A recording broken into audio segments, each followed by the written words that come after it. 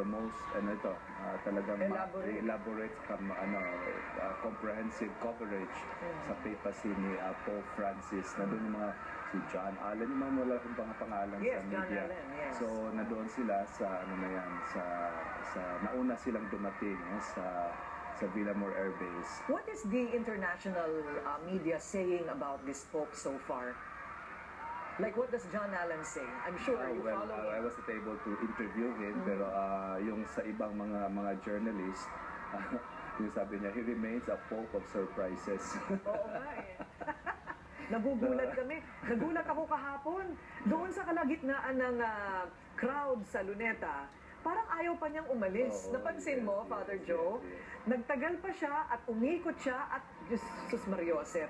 Talagang humihinto. Hindi namin malaman kung sino yung inaabot niya doon sa crowd. Yung pala yung mga bata, hinahalikan niya. So he remains a Pope of surprises. So siya talaga ang nagmamando sa kanyang driver. Yes. Kung hihinto or aandar na sila. Siya ba ay nalungkot sa nangyari sa Tacloban, hindi lamang dahil doon sa aksidente, kung hindi, ang alam ko, ang balak niya talagang iikot siya ng Tacloban? Yes. In fact, sa press briefing before yung Tacloban, yung press briefing ng January 16, tinanong si Father Lombardi, matutuloy ba ang biyahe sa Tacloban na meron ng na-expected na typhoon? Sabi ni Father Lombardi, go pa rin ang schedule. Pero what happened pala that evening, they had to ask advice from the pilot na magdala sa Santo Papa kung ano ba yung advice. Yung advice is to leave earlier para hindi maabutan yung typhoon sa umaga. Kasi yung the typhoon talaga, yung landfall ay sa hapon. Yes. So yun, napaaga yung pag-alis ng Santo Papa. At yun yung pagdating sa Tacloban, because of the wind and then the rains, ginawa pa rin ng Santo Papa ang lahat na nakaschedule, pero shortened. Lahat? Pero natapos din lahat? Natapos din lahat, pero shortened na. For example, yung misa, halimbawa, yung misa ay hindi na nga nagawa doon sa main altar. Napakaganda pa naman ang altar na ginawa doon. Doon na ginawa sa side kasi nga baka mabasa yung Santo Papa. Kinuwento nga ni Cardinal Tagle na yung pagdating na doon sa kung saan sila magmimisa, sabi ng parang MC na kung pwedeng doon na lang magmisa ang Santo Papa sa sacristy at parang i-video na lang, broadcast. Hindi siya makikita. Sabi na Santo Papa, no. Gusto niya magmisa, maski mabasa siya, pero ayaw niya magmisa sa loob ng sacristy at kukunan lang ng video at naka-broadcast. Ayaw niya yun. Ayaw yun. Gusto niya talagang live, nababasa siya doon sa ulan. So, tapos meron ba siya parang lunch with the 30 survivors? Natuloy po ba yun? Nakahanda yung lunch, pero hindi siya nakakain ng full meal kasi nakikinig siya sa kwento ng itong 30 survivors. Si Cardinal Tagle yung nag-translate sa kanya. Ang sabi ni Cardinal Tagle, yung kinain lang daw niya ay yung soup. Yung soup lang. Tapos kasi kailangan magmamadali sila kasi they have to be back sa plane 1 o'clock ng hapon. So yung after that, yung blessing ng Pope Center for the Poor, meron sanang right na nahihanda doon. Ginawa sa Papa, dumaan siya, nag-bless na lang siya ng yung bless for all na hindi na binasa yung prayers, mga hinanda ng Tapos yung sa cathedral din, meron siyang meeting sa mga religious priests sa Palo Cathedral. Ang sinabi ng organizers, doon lang siya sa harap ng cathedral para ma-shorten talaga yung visit. Inakita na yung punong-puno yung cathedral ng mga mother at mga pari. Pumasok siya sa cathedral and addressed them in front of the altar. Sabi niya, I am very sorry, I apologize that I have to cut short this visit. So makita natin na nalungkot din siya na napaiksi yung visit. Kasi yun naman ang talagang desire niya, to go to Tacloban. Yun ang highlight ng kanyang pakay. So, he apologized, nagano siya na sorry talaga because you were advised to return to Manila. So, well, nabawi naman yung nangyari sa Tacloban dito sa nangyari sa Luneta. Yes.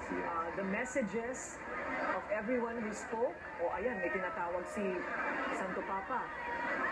May pinapalapit na naman siya. Sino kaya itong pinapalapit? Ay, bata. At hinalikan na naman ang bata. Siguro sabi ng mga nanay, napakaswerte ng aking anak.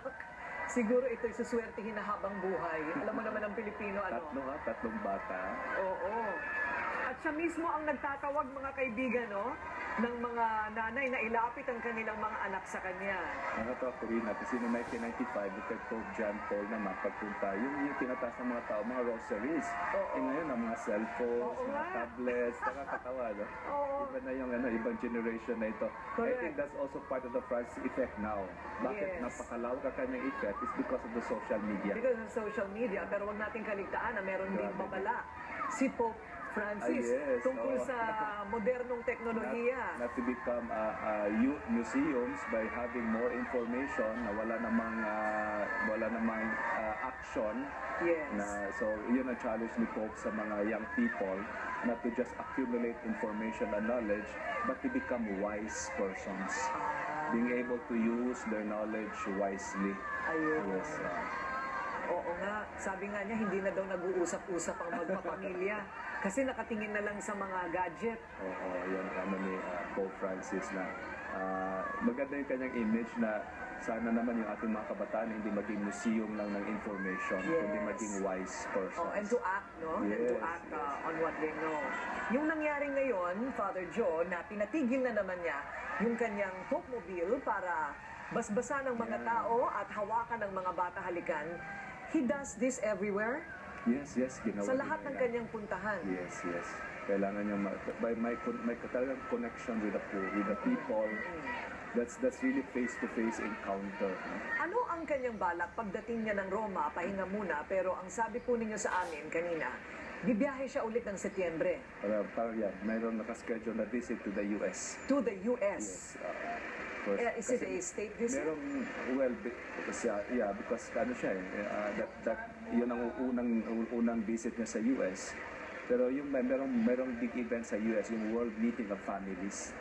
Kaya siya pupunta So, doon. siya doon. Yeah. At sasalubungin siya ni President Obama. Yes. Nandito po, bumaba na po mula sa kanyang Pope Mobile at sinasalubong na po ni Pangulong Noynoy Aquino si Pope Francis dito po sa Villamor Air Base. Papasok po sila ng building at saka po lalabas ulit doon sa may hangar. Ayan, magugulat na naman siya dyan pag makita yung mga kabataan na napaka-energetic sumayaw. Parang piyesta. Oh. Mula pagdating niya hanggang pag-alis niya, parang sinulog. Pag hindi mo makita na pagod siya, tingnan mo, presko talaga yung kanyang mukha. Nag-iiba ang itsura niya, Father Joe, pag ngumingiti siya. Yes, at saka yung kanyang mata. Sumasabay talaga yung Oo, mata niya oo. sa kanyang ngiti. Oh. Yun ang unang... Balikan po natin si Willard Cheng. Si Willard Cheng po ay naroon sa Villamor Air Base. Ano ang nakikita mo ngayon, Willard? Corina, ngayon ay nasa loob ng Kalayaan Lounge. Sina Pope Francis at Pangulo Aquino. Maya-maya ay lalabas na rin sila. Kung may kukumpara ko lang yung atmosphere noong day 1, arrival ni Pope Francis, mas energetic at mas buhay sila noon kumpara ngayon. Kumbaga parang naramdam mo na may kalungkutan din na alam ng mga kabataan na aalis na ang Santo Papa. Oo. Naku, Ngayon ay pero pag nakita nila ang... ng simbahan at miyembro ng gabinete dito sa gilid ng red carpet para sa pabaon at pasasalamat kay Pope Francis. 15 minuto lang magtatagal ang departure ceremony. Mas simple ito, maglalakad lamang sa gitna ng red carpet para batiin ang mga miyembro ng CPCP, pati na rin mga miyembro ng gabinete. Mag-uusap sandali ang Pangulo at ang Santo Papa habang tinatapos ang pagsakay ng ibang miyembro ng delegasyon sa papal plane. Ang tingin ko dyan, Willard, pag nakita na nila ang Santo Papa, mabubuhayan na naman ang energy ng mga ito pag nakita ang Santo Papa. Yes, Di ba, no? inaasahan natin na mangyayari yan. Oo. Kumbaga, mabibigyan din sila ng mararamdaman din nila ang Francis effect na tinatawag. Karamihan sa kanila ay mga batang lansangan, Corina, at mga kinupukpok ng DSWD. Kumbaga, nakita nga natin yung naging surprise visit ni Pope Francis doon sa bahay na kumukupkup sa mga street children. Nakausap natin ang dalawa sa kanila kanina. Nais din nila na magkaroon ng ganoong pagkakataon na makalapit sa Santo Papa. At titingnan natin kung titigil ang Santo Papa mamaya, kakawayan sila para mabasbasan man lang bago makalis si Pope Francis. Nakaabang na rin yung mga empleyado, mga kaanak ng mga empleyado na nagtatrabaho dito sa Villamor Air Base, mga volunteer sa Papal Visit Committee, nakahanda na yung mga camera nila, mga cellphone camera, para kanilang makunan din ng litrato si Pope Francis. Naging interesting ang interaction ni na Pangulong Aquino at Pope Francis. Matatandaan na binanatan ni Pangulong Aquino sa harap ni Pope Francis yung mga miyembro ng simbahan na nananahimik anya sa harap ng pag-abuso ng nakaraang administrasyon. Malayo raw ito sa ikinilos at naging papel ng simbahan para labanan ang martial law noon.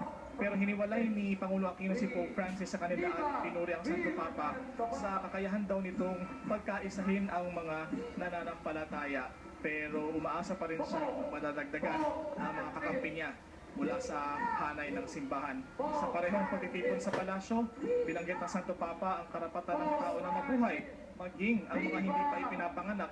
Hindi man bagong turo ng simbahan, natatangi yung pagbanggit nito ng Santo Papa dahil sinuportahan ng Administrasyong Aquino ang pagpasa ng Reproductive Health Law na tinuliksang mariin ng Catholic Bishops' Conference of the Philippines dahil hinihikayat daw nito ang pagpapalaglag o abortion.